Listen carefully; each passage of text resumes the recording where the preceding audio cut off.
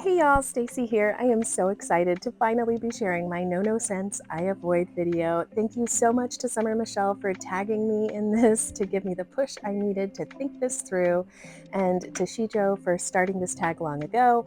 I really did want to participate in this, but I am a person who likes a very broad variety of scents, so I didn't even remember that I in fact do have a Voldemort of scents. I have a scent that I treat like the absolute plague. And then I'm also going to talk about some that I'm just cautious of.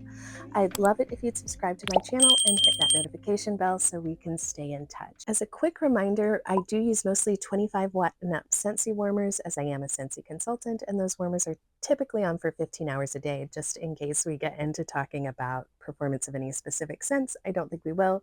We're talking about scent notes today, but just in case you have that information.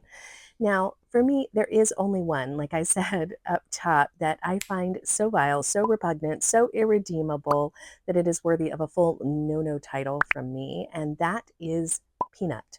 Peanut brittle, peanut butter, peanut and jelly. None of it's good. I have never had a single wax anything that is good, and it smells bad. It's not a good fragrance. I've never enjoyed it. And then in my family, we had this added layer of having a family member that was diagnosed with a peanut allergy. And so then I had to do an extra layer of investigation, and I have left whole vendors because they would not disclose their origins of the peanut fragrance that they use.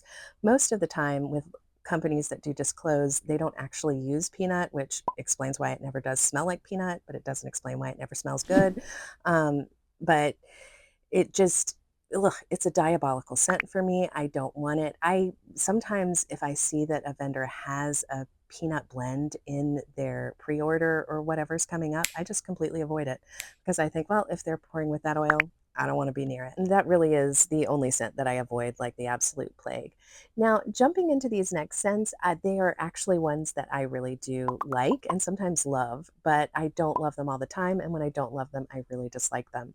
So ice cream, summer scoop, and milk. Specifically ice cream, I think it was in a Patricia Gates challenge. I had to find an ice cream note to melt, and I struggled to find one. I did find it in Vendor Wax, I think, and I was excited to melt it, and I enjoyed it, but I couldn't discern the ice cream note. I couldn't tell what part of that piece of wax was ice cream, so I started just hunting around for any ice cream notes that I could find to kind of experiment with them and see what my thoughts were.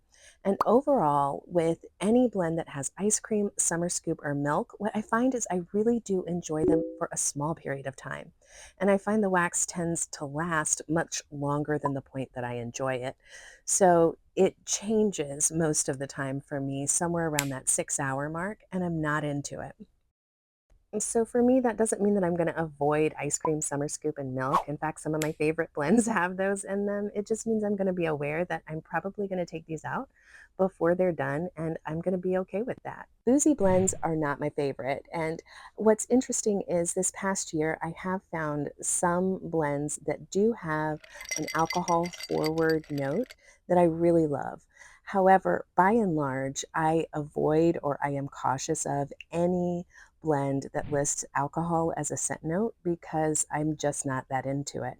Now, I will say I have had some this past year from some, I feel like, expert blenders that include bourbon notes and whiskey notes and notes that I was absolutely terrified of. And in those blends, they bring almost like an oaky, rich warmth that is not at all kind of that alcohol in your face forward sort of vibe.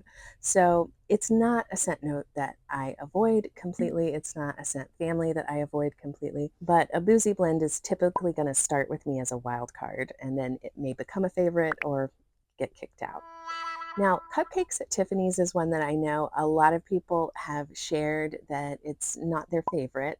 And I know also a lot of people really love cupcake at Tiffany's. I don't get that sort of note that I think Martha in her video was discussing just this past week, which is like some sort of a really bad off note. I don't get an off note from cupcakes at Tiffany's. For me, I think what has happened with cupcakes at Tiffany's and me is that I think it's over used or I was overexposed to it kind of in the vendor wax that I did melt. And so it just has become somewhat flat and boring, and it is a dominant note. So when it's in a blend, I do feel like it takes a very expert blender to get that note to not just jump right out at me. And because of that, I just don't enjoy cupcakes at Tiffany's blends like I once did. So we are on a pause, but I actually still have some that I melt. Way back when Shijo first announced this tag video, I started writing down what I thought my scent notes would be because I knew it would be hard for me, but also I knew I wanted to participate because everybody's always included, and I was just going to wait to see if I got tagged and bide my time and try and get my list together. And I am very grateful for Summer Michelle for tagging me. I am enjoying this process, but it's a hard one for me. And vanilla is a perfect example for me. This was the first note that I wrote down because I do avoid it if it's the dominant note in a blend because I sometimes struggle to smell it. Having said that, the last 4 vanilla fragrances that I've tried, I've been able to smell. So I'm not sure if my nose is changing or what's going on. And I think that's one of the reasons that I have so few scents that I would say absolutely no to, because I feel like mood and environment and our noses and so many things can impact a scent note that don't involve the note itself. And amber is the very next note that I wrote down on my list. And what makes this so funny is I wrote it down for the exact same reason because there are so many blends that I feel like for me example, it could be if you know Scentsy Wax, Sea Sun and Fun. In my living room, I could not smell the amber note at all in Sea Sun and Fun. But when I melted it in my open concept, I was able to pick up the amber note, and it took it from a fragrance that I did not enjoy really at all in my home to a scent that I enjoyed in my home. It's not a top favorite of mine, but the presence of the amber can really turn a fragrance for me, but I struggle to smell it in some places, some locations, and sometimes amber itself can be objectionable to me when I do smell it. So it just depends on the composition of the blend. Speaking of the composition of the blend mattering, I think there is no scent note more subject to that than lavender. Lavender is one of my absolute favorite scent notes, so it's definitely not a no, but I do pause every time I see it because I'm looking for how it's described and how it's blended. Lavender is a scent note that can be herbaceous and herbal. It can be sharp. It can be sweet. It can be powdery. It can be grassy at some times. So there are just so many ways in which lavender can lean. And some of those ways I do not prefer primarily. I really do love a sweet lavender, but I also enjoy kind of a lively herbal lavender in some blends, but it's just 100% dependent on the blend. It's just wildly variable for me. I end up with lavender blends that I really do not like. And also, some of my very favorite blends are lavender blends. So it's complicated. Thank you guys so much for watching my no-no video. I would love to know, what are your scents that you avoid or that give you pause?